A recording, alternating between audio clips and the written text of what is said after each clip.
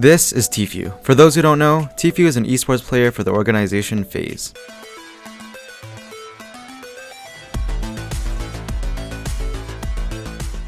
Known for his swanton bombs, oh my god, that was a textbook swanton right there, ladies and gentlemen. and immense skill, Tfue is recognized as the best Fortnite player in the world by many of the Fortnite community, including Tfue, GG man, 100% great play. He's gonna take the fall, he took some fall damage. No! Turner! Oh my god, what? And he's sick! So for today's video, I've decided to watch 200 hours of Tfue's gameplay to see if we can truly learn something from the best. Let's swanton bomb right in it. When it comes to dropping for Tfue, he drops in both high traffic and low traffic locations of the map, depending on the situation. For casual games, Tfue drops in high traffic locations like Tilted Towers or Pleasant Park. These locations provide more opportunities for Tfue to engage in combat and kill opponents, obtaining their loot and materials. He plays a much more aggressive playstyle with a high level of confidence for any type of gunfight. For competitive games, Tfue chooses to drop in low traffic locations like the outskirts of the map. These locations are less likely to engage in crowded gunfights, and as a result, Tfue plays a more passive playstyle, looting and collecting materials slowly.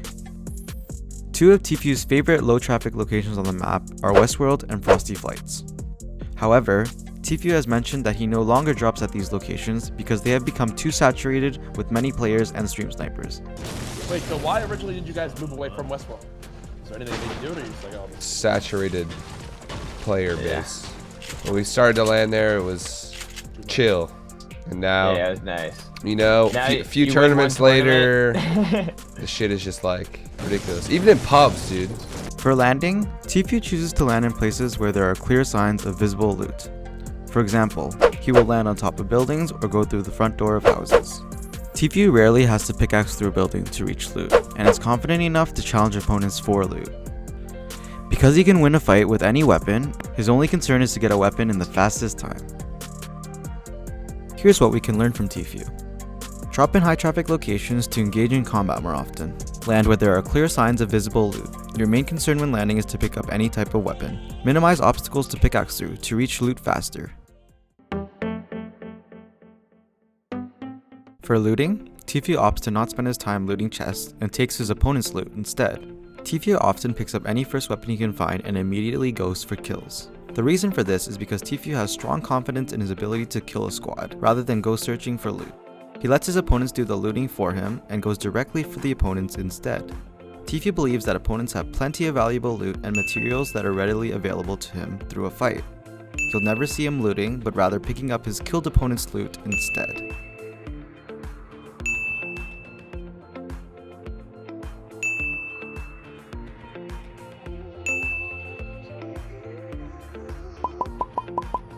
When it comes to harvesting materials, Tfue never has a dull moment in game. If he's not fighting another opponent, he is pickaxing anything that will give him materials. Let's walk you through a scenario. Let's say we just killed this opponent in front of this house at Fatal. The circle is about 50 meters away and I have plenty of time before it starts to close in. Instead of taking that time to walk aimlessly towards the circle, let's harvest the furniture and objects in the house instead. Let's also farm the trees along the way. By the end of our harvesting, we'll have 300 extra wood to use in battle. That's enough for 30 walls, stairs, or floors, and that can be the difference between a won and lost fight. Here are the tips learned for this section. Go for kills instead of chests. They provide just as much loot. Never have a dull moment in game. Any downtime should be spent harvesting materials for build fights later on. Tfue's weapon loadout typically runs 1 shotgun, 1 AR, 1 SMG, and 2 utilities. This type of layout gives Tfue 3 different ranges for weapons. 1 long range, 1 mid range, and 1 close range. While this is the typical go-to weapon layout for Tfue, it's important to note that Tfue's loadout is situational. There are games where he swaps out his SMG slot or a utility slot for a sniper rifle or a grenade launcher. Tfue likes to use a heavy sniper rifle to break buildings. The heavy sniper rifle only requires 1 bullet to break buildings, making it useful for heated build battles. Tfue likes to use the grenade launcher for large amounts of damage from afar. He even uses the grenade launcher to make creative plays like bank shots. Here are the tips learned for this section. Make sure to run a weapon loadout that provides a weapon for each range of combat. Sometimes it's better to run 2 utility slots compared to having 4 weapons. Think of the creative and unconventional uses for weapons like the heavy sniper rifle or grenade launcher. For gunfights, Tfue has mastered and is comfortable with every weapon in the game. Tfue knows when it is optimal to use each weapon. He's proficient and comfortable with every weapon's aim and range. Because of this, he's able to take advantage even in non-optimal situations. Let's take this into another scenario. Imagine you only have a tactical shotgun to deal damage with. Your opponent knows this and is trying to maintain distance, knowing it is optimal for you to fight at close range. Instead of just waiting to fire and deal damage when you're close, try firing and damaging whenever you have the opportunity to. Dealing damage without taking any in return is still free damage. So here's what we learned. Master and be comfortable with the weapons you use. Being able to laser aim your opponent every time makes any weapon a good one. Be able to use your weapons in non-optimal situations. Free damage is still damage to the opponent. Take advantage of every opportunity to give damage without receiving. For build battles, Tfue really shines through his ability to gain high ground and edit in close quarters combat. One way Tfue obtains high ground is through his trick to the monkey and scissor jump. If you don't know the jump, it's a trick to counter an opponent blocking your ramp rush. His trick allows you to land immediately on your built ramp, saving you precious seconds in a heated fight. So somebody's either floored over you, bro. What you want to do is you want to jump. You want to land here. I'll show you where to land, dude. Jump, dude. And you want to land. All right. So the goal is to land.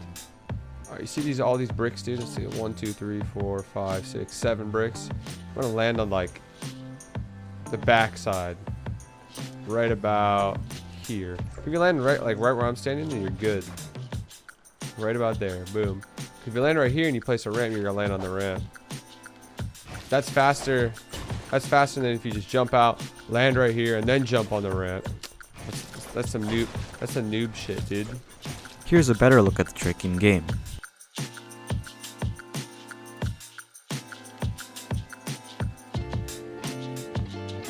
Another trick that Tfue uses is the Tfue Classic. This trick allows for Tfue to maintain high ground over his opponents while making opportunities to damage them. The trick is simple. When you're building from high ground, jump to the side and pump shotgun your opponent. Next, place a floor to protect yourself and maintain high ground. By doing this, you stay above your opponent at all times and continue to dish out free damage.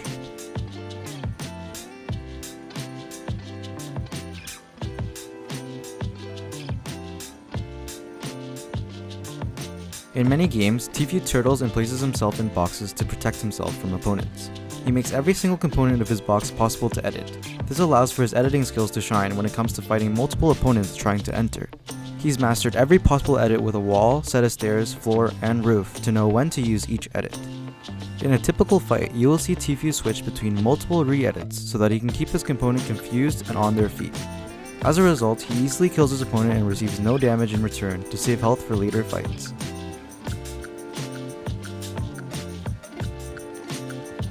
Here's what we can learn.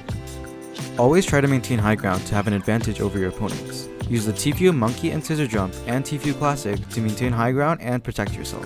Get comfortable with edits to easily kill your opponents without receiving any damage in return. For the final section, let's talk about Tfue's keybinds. These are the keybinds Tfue currently uses. F is for use, C is for wall, E is for floor, Q is for stairs, he uses thumb mouse buttons for roof and trap, and he uses V for edit. These keybinds allow for Tfue's building components to be extremely close to his movement controls, WASD. He needs very minimal movement of his fingers to start building, allowing him to build even faster. Tfue has edit binded on V so that he can use his thumb instead of his index finger. Your index finger is really important in Fortnite because it's used for multiple functions such as reloading your weapon or building. By being able to use your thumb, it saves the unnecessary movement of your index finger in a heated battle. Here are the tips learned from the keybinds. Keep your keybinds for building close to your movement controls so that you can easily build with minimal movement. Try setting binds to your thumb instead of your index finger. After watching Tfue for 200 hours, these are the gameplay techniques and tips we've learned from him. It's clear to see why Tfue is such a great player and has such a huge following and fanbase.